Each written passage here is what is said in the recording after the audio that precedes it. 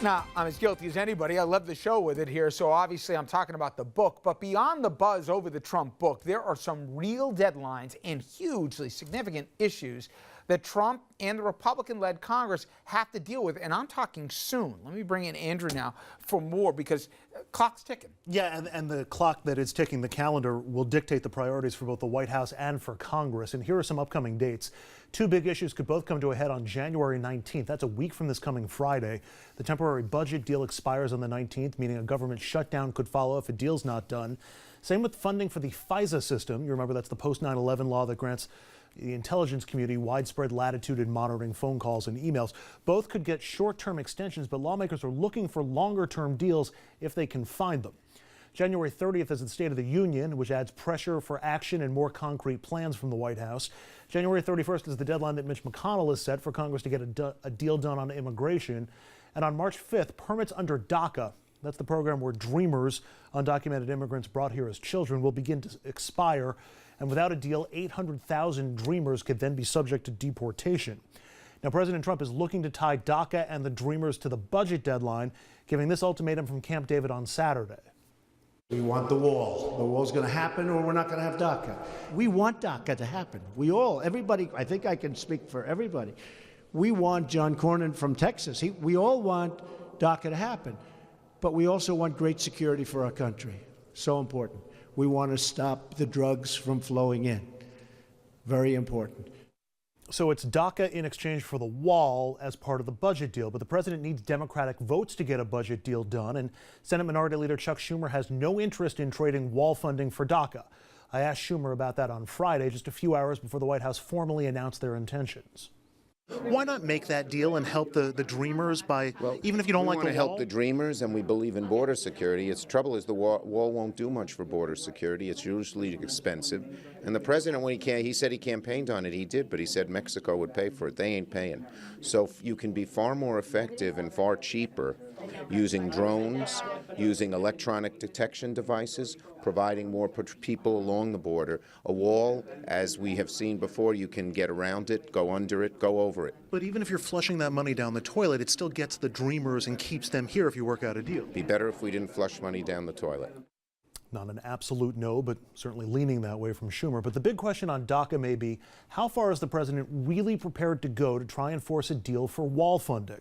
He's talked in very sympathetic terms about dreamers in the past, including this interview, which took place just 4 days after Trump took office.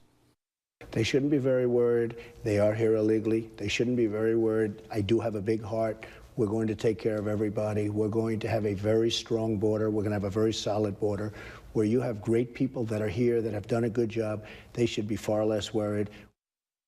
And yet March is approaching, so dreamers are worried. The other big issue the White House wants ready to go for the State of the Union is on infrastructure. The president believes infrastructure might get bipartisan support, but it's not clear if the White House itself can get on the same page in terms of what it wants, specifically on possible public-private partnerships.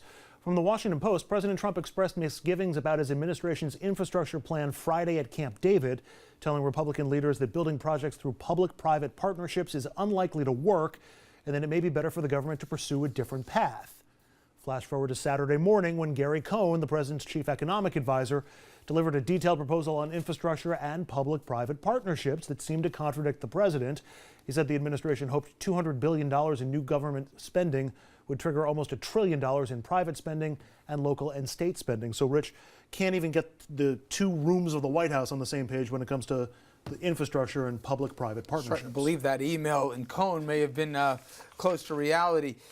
So, two things on the DACA and wall conversation.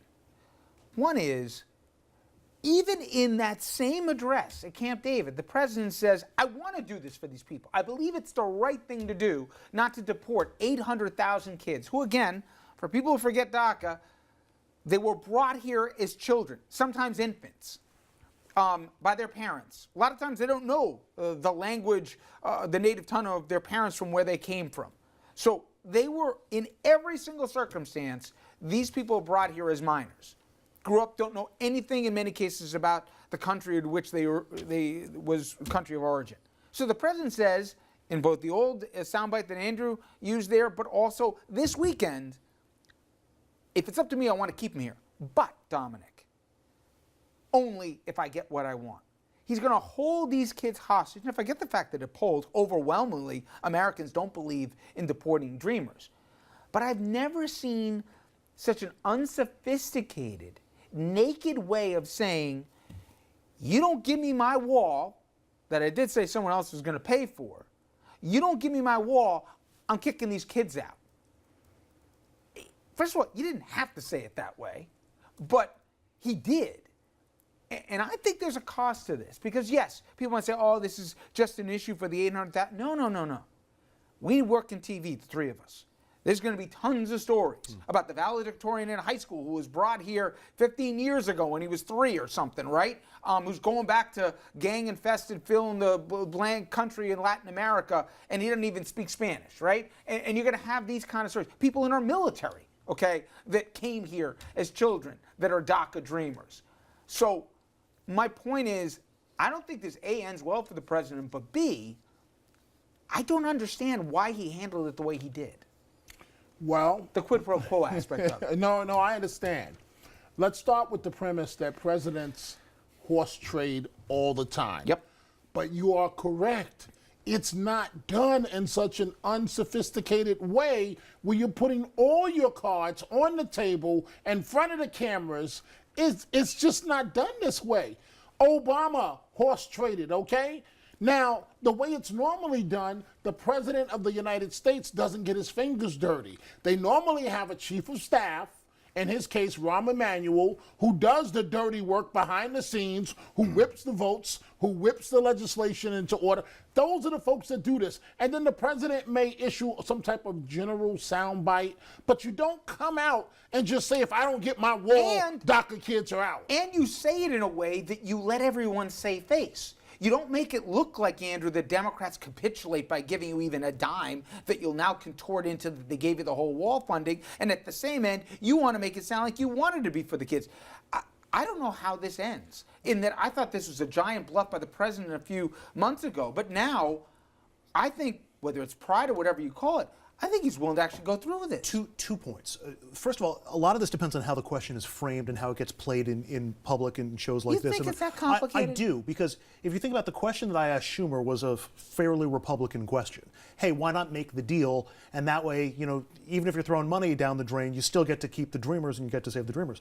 The way you framed it is the Democratic framing of it, or at least the progressive framing of it, which is he's holding these people hostage, and the ransom is the money that he wants for his wall. And if that becomes the theme throughout this debate, But I'm using his own words. I know you're not giving me a hard time, but I'm saying I don't think you have to make that much of a leap. I'm just playing this president's own soundbite. I understand that. But keep in mind, the other point that I wanted to make is that you said, when have we seen this before from a president where he's basically holding people hostage? We've seen it from this president before on health care, where he basically said, either I get repeal and replace with something that's wonderful, or I'm going to destroy Obamacare. And as we've reported multiple times, 13 million people are going to lose health insurance this year as a result of the budget deal. More people could have lost health insurance if they had killed the Affordable Care Act. And people are going to die as a result of it. He was literally holding people's health hostage to try to get the deal that he wants. And he's now in the process of trying to undermine Obamacare because he didn't get the deal that he wants. Would not surprise me at all if it came to this March deadline and the president simply washed his hands of DACA and of the Dreamers and said, well, it's all the Democrats' fault. And you know what? I'm going to bring it full circle to the book, which is, if there's one thing that comes out in the book, he said it, Wolf said the child, but I think it's the petulance. Every president we've seen, whether you agree or disagree, I don't care if Republican, Democrat, or whatever it is, they believed in something that they wanted to get done. Mm-hmm. I guarantee you, if any of the three of us sat down without any cameras around and said to Trump, do you really believe this wall is going to make any difference? Say no. But they said no. And I want it. And I'll do whatever I'm going to do to get it. I'm never letting fake tears Chuck get his way. This is about pouting, sucking your thumb, and saying, I want it my way. Except we're talking about 800,000 kids who everybody, Richard, I agree with you 1,000%. But remember, playing tough on DACA plays right into his base. Part of his base says get rid of him anyway.